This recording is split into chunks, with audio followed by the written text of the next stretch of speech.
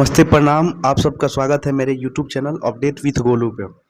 आप सभी को पता होगा कि नवरात्र चल रहा है और हम बिहारियों के लिए एक कहावत तो नहीं बोलेंगे बट एक डायलॉग है कि पूजा बिना हवन के, भोजपुरी बिना पवन के अधूरा बा।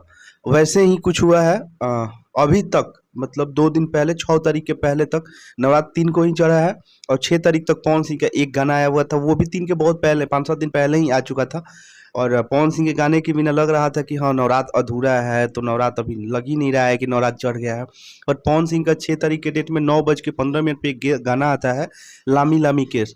और सच में यार सेंसेशनल फील दे रहा है गाना। वो लग रहा है कि हाँ, पवन सिंह वो पहले वाले जो 15-16 साल पहले 2007 में 8 में जो उनका पुराना ट्रैक पे गाना आता था, उस टाइप का वो ये सॉन्ग लग रहा है। गाने को लिखा है विजय चौहान ने और क्या ही खूब गाना है यार। मतलब लग रहा है कि हाँ, अब आगे जाके नवरात्रि चढ़ गया है। अब पवन सिंह का वो गाना बज रहा है और लग रहा है कि हाँ, अब नवरात्रि है और मतलब लग रहा है। और पवन सिंह सच में वो गाना सुनने के बाद लग रहा है कि नहीं, सरस्वती पुत्र है बंदा। इसके टक्कर में, इसके आसपास सच में कोई नहीं है। ये 22 घंटा हो चुके हैं गाने को रिलीज हुए और उस पे 2 मिलियन व्यू गया है। और फिर आज सुबह एक और पवन सिंह का गाना आदिशक्ति फिल्म से रिलीज हुआ है, जिस गाने का बोल है माई के आरती उतारे सॉन्ग आया हुआ है।